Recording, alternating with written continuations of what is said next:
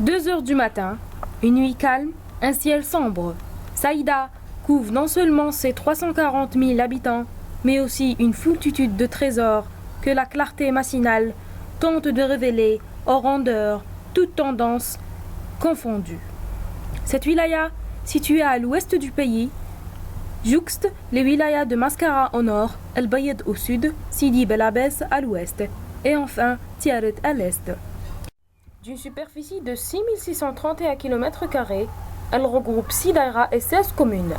Ces espaces forestiers, constitués en grande partie de pins d'Alep et des boules ouverts, couvrent 23,5% de la superficie totale.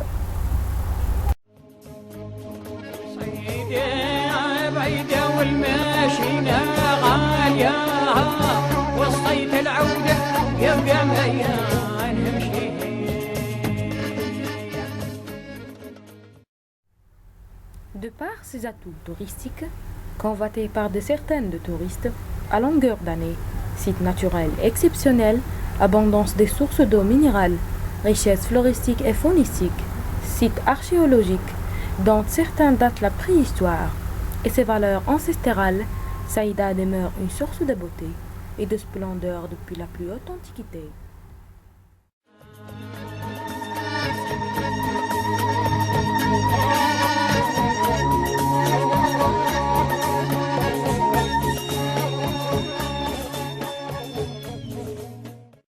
Comme en témoignent certains vestiges, cette région recèle plusieurs estampilles. Par son passé glorieux, elle témoignage encore du passage de plusieurs civilisations. Depuis le 7e siècle, avec le royaume berbère mauritanien Tijetan, dont la capitale était Tanger. Au passage de Massinissa en 203, au 3e siècle, avec l'occupation romaine de Lima Septime Sévère. Saïda était convoitée pour ses différents atouts. Devenue musulmane au 8e siècle, la région, après une transition avec les Beni Hillel, fut intégrée au royaume de Tahat. Ce fut une période faste qui vit le développement des activités littéraires et scientifiques. Au XVe siècle se succédèrent ensuite les dynasties almoravides, almohades et ziyandines de Tlemcen. Puis ce fut au tour des Turcs de se manifester et de faire de la région une puissance aralique, placée sous l'autorité du bey de Mascara. Lors de l'invention coloniale prise d'Oran et des mers Al-Kibir en janvier 1831 et celle de Mascara en 1835, l'émir Abdelkader se replia sur Saïda et en fit sa base militaire, Vieux Saïda. Le 22 octobre 1841, l'occupant français s'empare de la ville de Saïda après une farouche résistance menée par les troupes de l'émir, sous le commandement de son premier lieutenant, Lara Mustafa Bentani. Quant à l'émir, il se replia dans la région de Hassasna, d'où il lançait ses attaques contre les troupes du général Lamur et du colonel Jarry.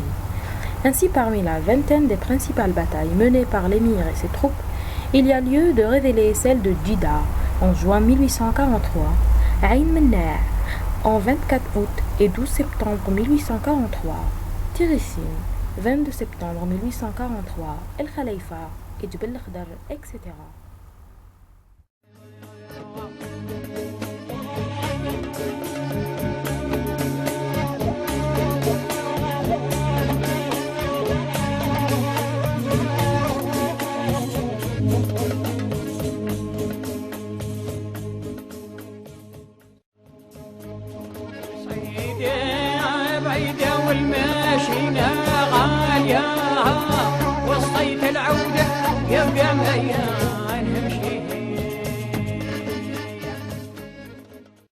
Arrivé à Ain Srouna, nous sommes accueillis par la troupe folklorique, El Anwar.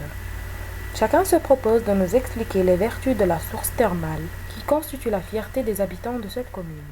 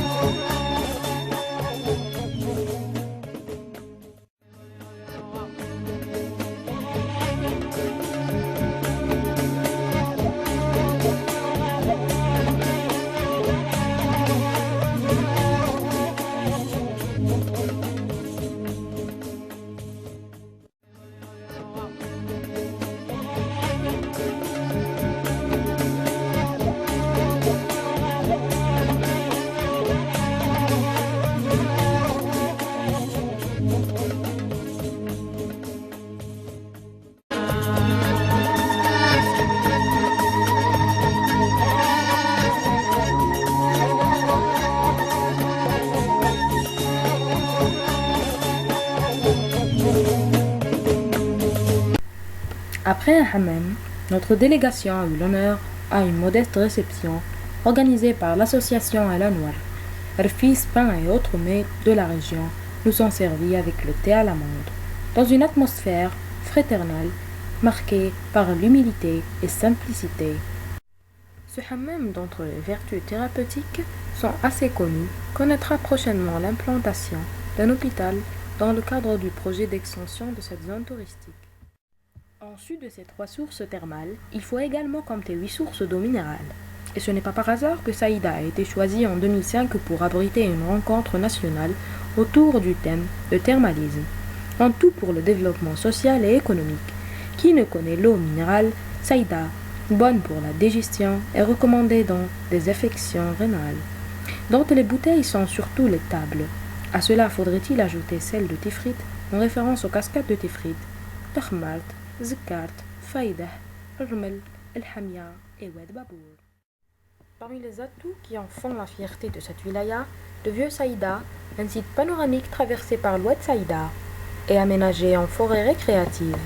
Un paysage constitué de grandes falaises, de montagnes boisées et verdoyantes. On y trouve des grottes et des abris préhistoriques, des vestiges d'une civilisation ancienne sur ce plateau de Tidrantine et des ruines du campement de l'émir Abdelkader.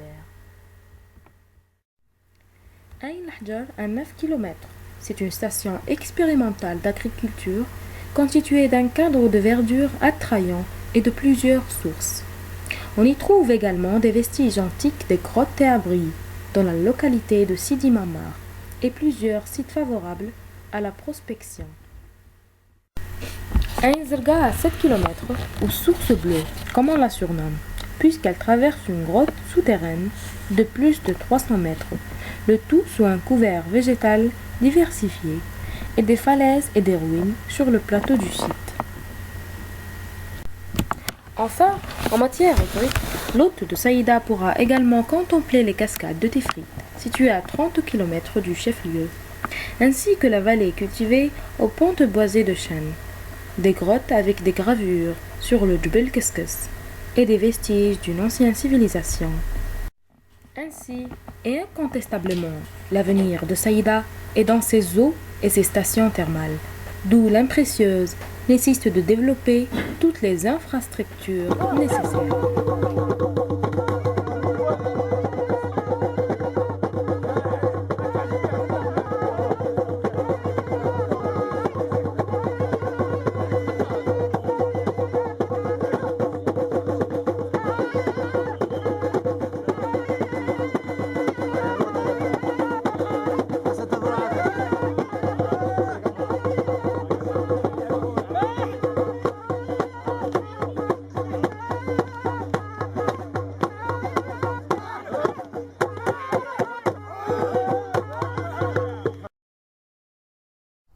À la fin de mon reportage, j'espère que ce dernier vous a permis d'apprendre beaucoup davantage sur la wilaya de Saïda.